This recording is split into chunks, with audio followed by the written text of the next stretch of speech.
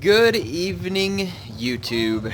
HeirofCarthage here, and I am bringing you live to the Sarai Plains, where Patchy has challenged a group of Romans to that ancient and memorable game of Last Roman Standing. I'll let you enjoy some footage while things go on, and I'll tell you a little bit about what's going to be going on with my channel for the next few days. Obviously, you've seen me release the video that is a link to Twitch to watch my games versus Indie Pride in the Scan Intel Total War Rome 2 Invitational Tournament. So please go check that out. Again, it is a video that is just there to give you a link to the Twitch cast. The Twitch cast was like 6 hours long, so do look at the notes where I will tell you what time frame to skip to in order to see the part where I play. Or you can watch the whole thing. That's up to you. In any case, so over the next couple of days, you're going to see this video and another video release, which both of them are online battles. I will be back to the Carthage campaign as soon as I return. So that's kind of what you'll see. Again, this battle and another, kind of giving you a few more of my thoughts about multiplayer and showing off a little footage of the game. Hopefully you enjoy that.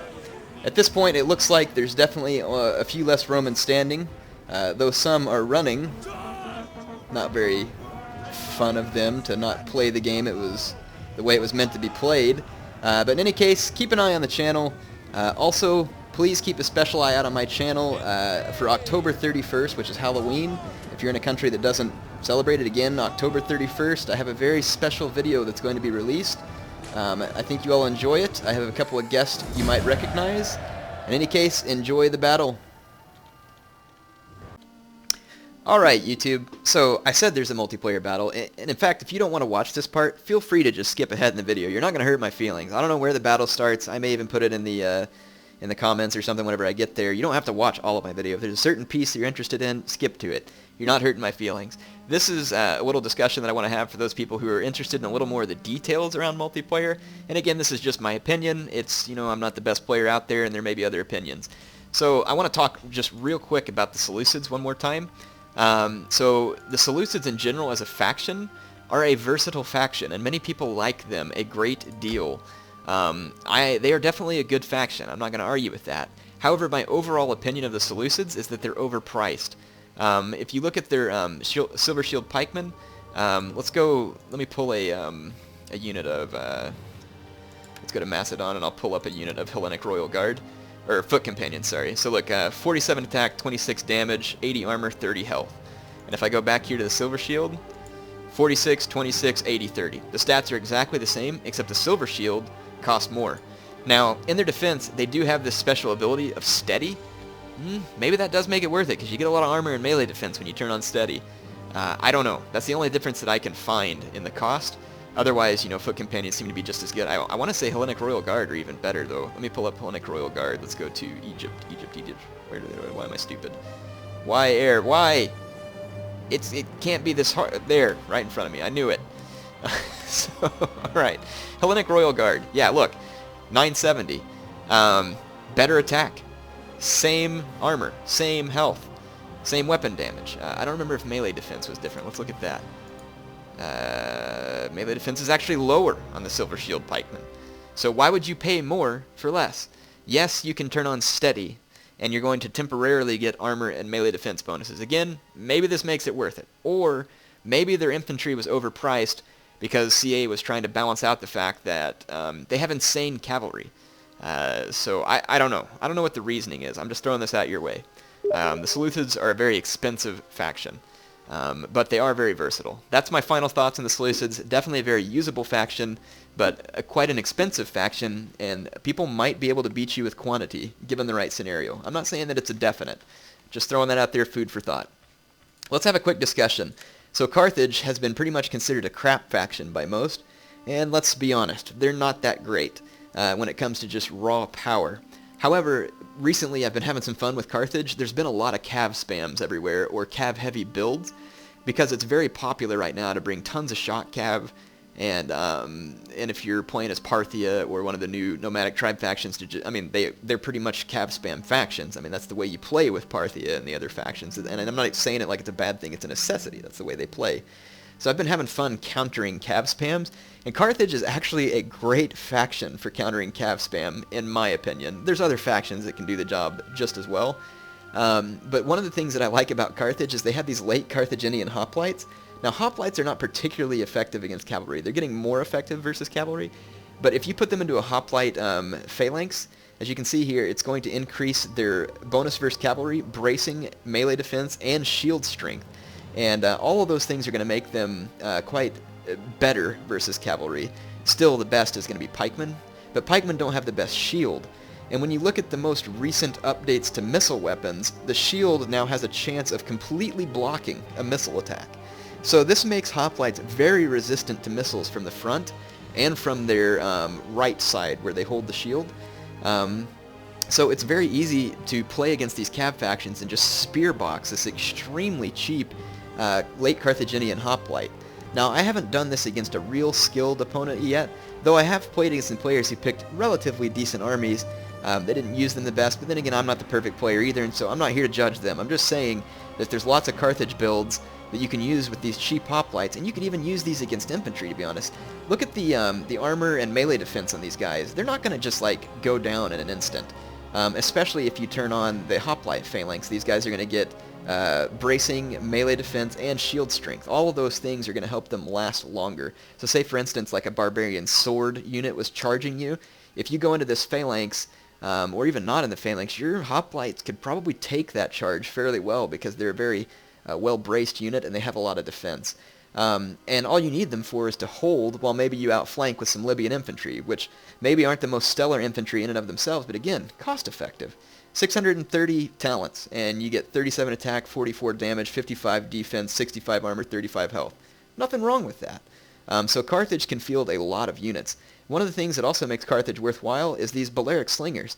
Very good attack on these guys. They outrange horse archers, and they have an armor-piercing value to them, which with all these armored horse archers running around, that's fantastic. And guess what? Most horse archers don't have shields. So you don't have to worry about that shield thing. So I can easily just build a spear box and fend off horse archers with Balearic Slingers. So I just so happen to have a replay that helps illustrate this.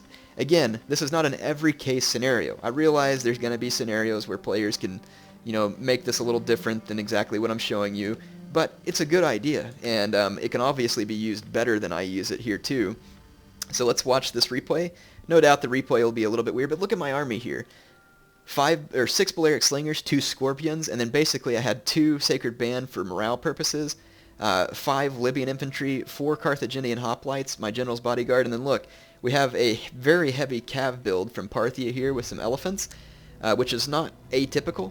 This is not the most common build I see with them, but I think he wasted some money on these infantry. But then again, having just a little bit of infantry actually can be helpful, variety-wise. So look, my opponent fields an army that is very powerful, and as Carthage, if I would have fielded some Carthaginian cavalry or some noble cavalry, it would have been worthless. They would have gotten absolutely dog-whipped by this very superior Parthian cav.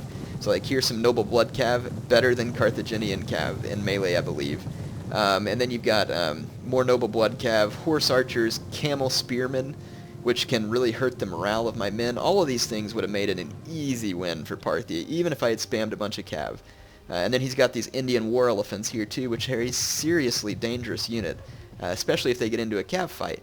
So the whole mentality for you should be, when matching up faction versus faction, a lot of people aren't going to see Carthage as a threat to Parthia, because they're like, oh, Carthage has terrible cav, this will be easy, I'll pound their cavalry, so don't bring any. And now what are you going to do? Now you've got all this heavy shot cav and melee cav that's going to have to go against my infantry. And there's a few mistakes that I make in this battle. I'll go ahead and start pointing out. These infantry are not quite in as deep a ranks as they should be. If I put them in deeper ranks, they get more bracing. Up front, I have my guys in at least 4 ranks, and in some places in 5. That's probably the minimum. If you can get in deeper ranks and still protect your skirmishers, it's even better. So let's take a look at this. My Balearic Slingers have 150 range, 24 attack, 4 of which is armor piercing. Let's take a look at these Parthian horse archers.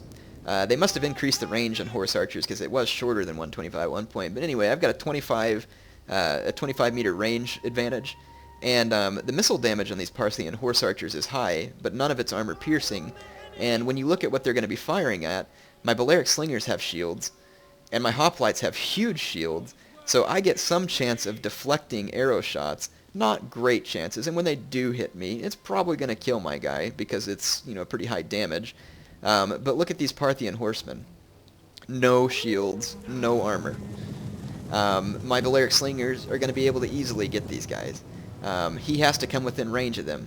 Within this noob box that I've formed, quote-unquote noob box, I can easily turn my troops to face what direction I need. So I don't have to come outside of my box. And his horse archers, their range differential isn't enough to really be able to come in and fire only at my hoplites without my Balearic slingers being able to get at them, because my box is fairly compact. Now, are there weaknesses to my strategy? Absolutely. Absolutely. I've spent a lot of money on skirmishers, and I'm going to be pushing it for having enough infantry to actually hold off his shot cab. His shot cab is still going to be brutally devastating on the charge. And to be honest, my biggest fear is that my opponent charges me, pulls straight back out, and then comes in for another charge later on, because the charge is going to be where his shot cav is devastating. So I'm going to have to hope that he commits to melee, and I'm going to have to try and trap him where I can. So I've got these Carthaginian scorpions. Well, why did you bring these, Heir? Number one, scorpions are actually fairly handy at taking down heavy cavalry at range, because cavalry presents a bigger target.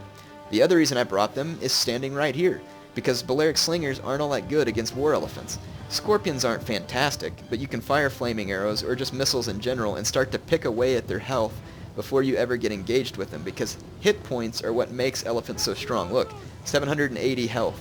If I can pick away at that health before they get to my spearmen, because spearmen aren't overly effective versus Indian war elephants, they will die easier once they get into combat with me.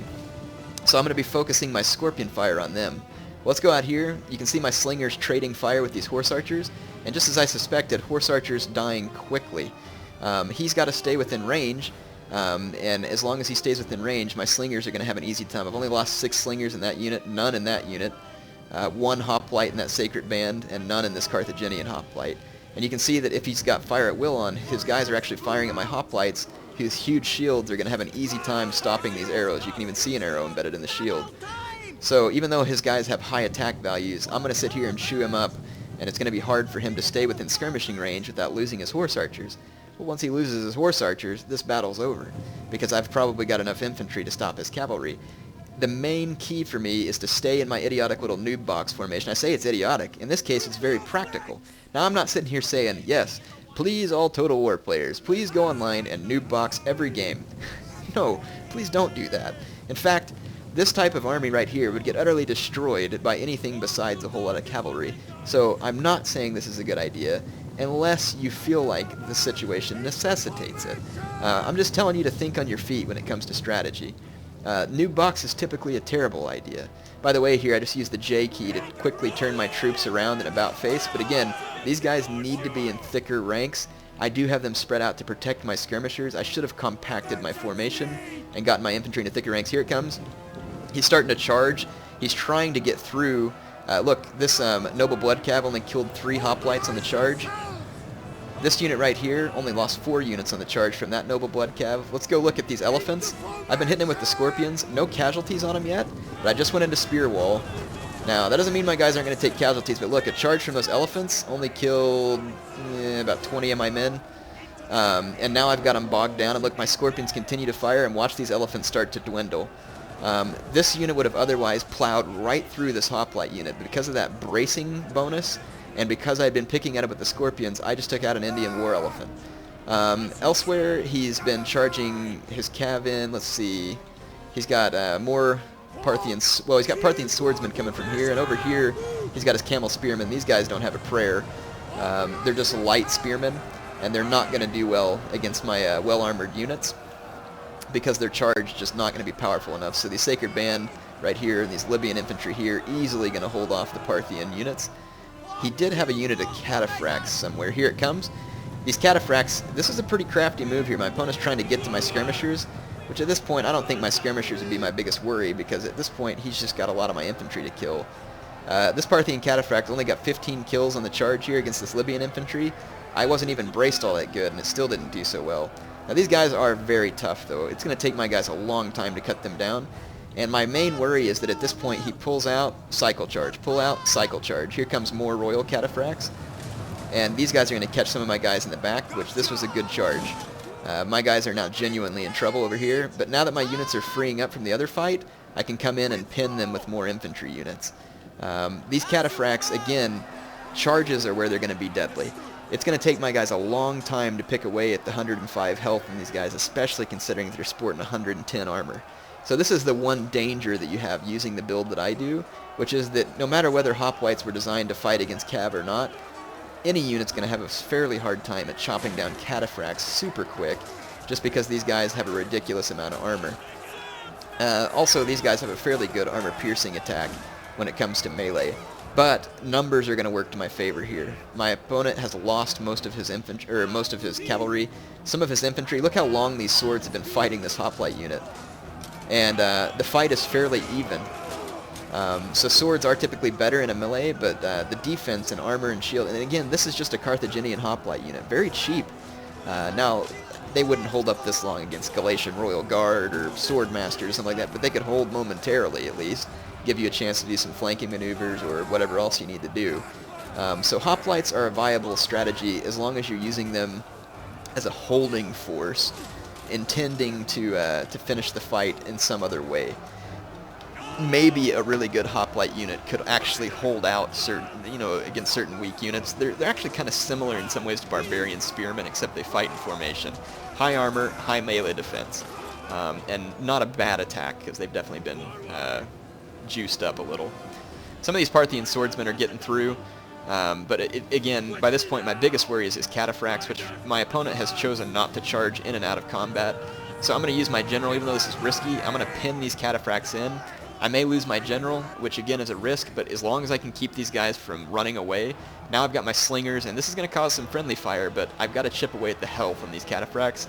So I have my slingers slinging their stones in here too. All of this is going to help start to whittle away these cataphracts faster. And that's all I need to do is get these guys off the field.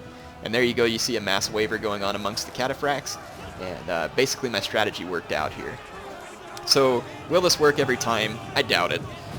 If you have a more patient opponent, it's going to be a little trickier, but still you can see the advantages of such a build against this cav spam. And I say cav spam, it's Parthia. You have to bring a lot of horses. I don't expect anything different. So in any case, that was that battle. I do have some more battles I want to show you that I fought, so I will record those in another video. Hope you all enjoyed this, and I will be back soon with some more Total War Rome 2 online action.